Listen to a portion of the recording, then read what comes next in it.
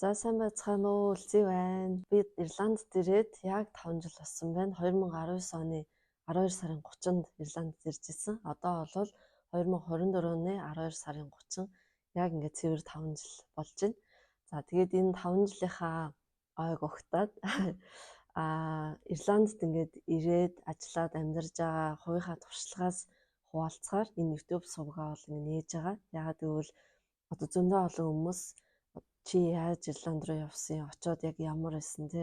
Яаж ажлын виз авсан? Яаж ингээд ажил хийгээд мөнгө хурах боломжтой юм уу ч гэдэг юм уу?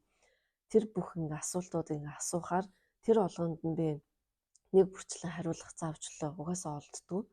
За тэгэхээр нэлээд дэлгэрэнгүй байдлаар ингээ задлж тайлбарлаад ингээ бичлэг байдлаар оруулбал илүү ойлгомжтой болох болов гэдэг үднээс энийг ингээ хийж эхэлж байна. За тэгээд юуны өмнө манай дүү бит хоёрт энэ өндөр боломжийг нээж өгсөн ээж авааштай үнэхээр их баярлалаа. Зөвхөн хайртай. За тэгээд одоо та хоёрынхоо ачаар л Ирланд гэдэг энэ оронд ингээ ирлээ. Тэгээ уучраа оллоо. Тэгээ ингээд энэ соёлд нь ингээ уусаад явхаар үнэхээр ингээд жинхэнэ хүн гэдэг яг ямар байх хэвээр хүний эрх гэдэг бол ямар байх хэвээр нэ тэр бүх юмыг ингээд бид нар мэдрээд явж байгаа. Тийм болохоор энэ бүх боломжийг нээж өгсөн ээж авааштай маш их баярлалаа. Дээрэс нь хамаатан цадны ах эгч нар дүүнэртэй бас манай дүүнэр бас араас ингэ зөндөө ирж байгаа. Тэгээд учраа олох нь олоод тэгээд дөнгөж ирснүүд нь одоо бол учраа арай олж амжаагүй явж байгаа. Гэхдээ ямар ч гэсэн энэ гоё оронд ингэ ирсэн юм чинь яаж игээ учраа олоод тэгээд өөртөө илүү үр өгөөжтэй байдлуудыг бол ингэ суралцаад явна гэдэгт бол итгэлтэй байгаа.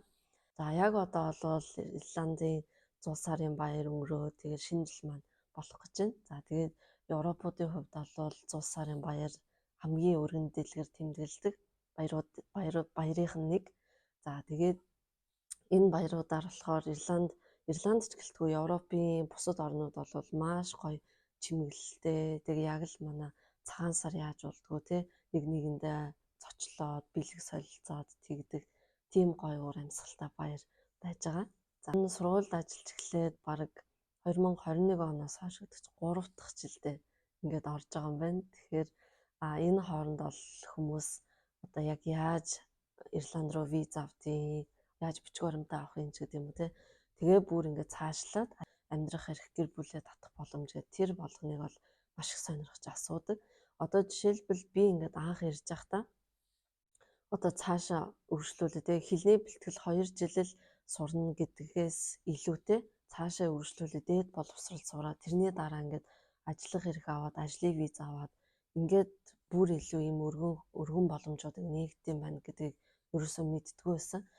Тэгээд би сургуульд ажиллаж эхлээд хамт ажилладаг хүмүүсээсээ ийм боломж байгаа юм байна гэдгийг ингээд мэдэж аваад тэгэнгүүтээ ингээд монголчуудад хараад эхэлсэн.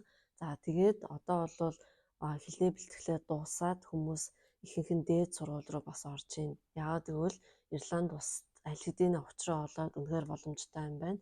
Одоо цаашаа ингээд явхад бол ийм боломжууд бол байд юм байна гэдгийг ингээд одоо мэдээд тэгээ ингээд өргөжлүүлээ явж байгаа гэсэн үг. Тэгэхээр энэ боломжийг одоо жишээлбэл би анх ирэхэд энэ боломжийг надад ингээд хилээд өгдөг хүн байсан бол одоо нөрөн жил бол гар болоод ажлын виз авж байгаа энэ хугацаа арай жоох ингээ багасах байж тээ гэж бодож исэн. Тэгэхээр ямар ч гэсэн миний энэ бичлэгүүдийг ингээ үзэж байгаа хүмүүс Ирландд ийм боломжууд ингээ байд юм байна шүү гэдгийг одоо Монголд байхдаа эсвэл Ирланд дөнгөж ирэнгүүтээ те ингээ мэдчих юм бол өөрийнхөө төлөвлөгөөг ингээ гаргаад явхад бол илүү амар тэгээ хугацаа хэмнэх тийм байна. Тэгээ аль болох хэрэгтэй бодит мэдээллүүдийг бол та нартай өгөхөөр ингээд явж байгаа шүү.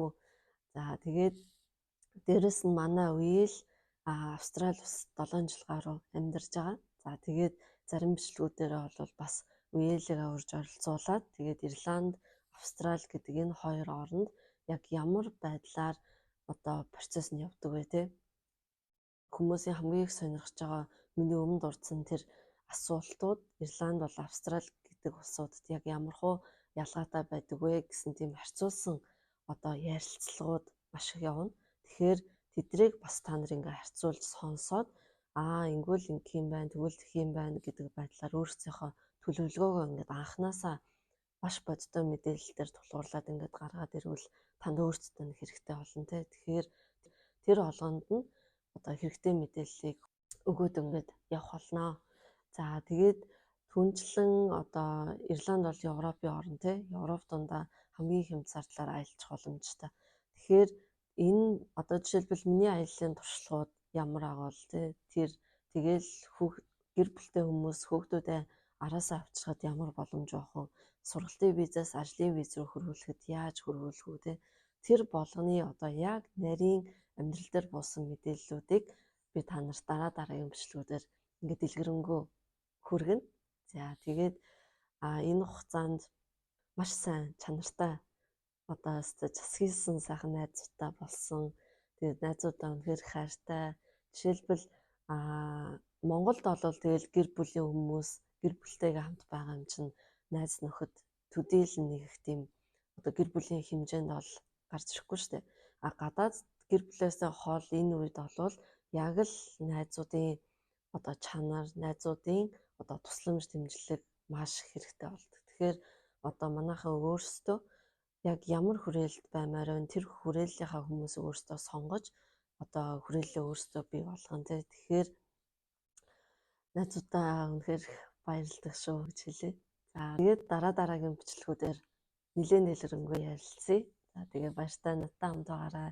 Дээрэс нь энэ бичлэгүүдийг маань ингээд шеэрлээд хэрэгтэй хүмүүст нь ингээд түгээгээрэй.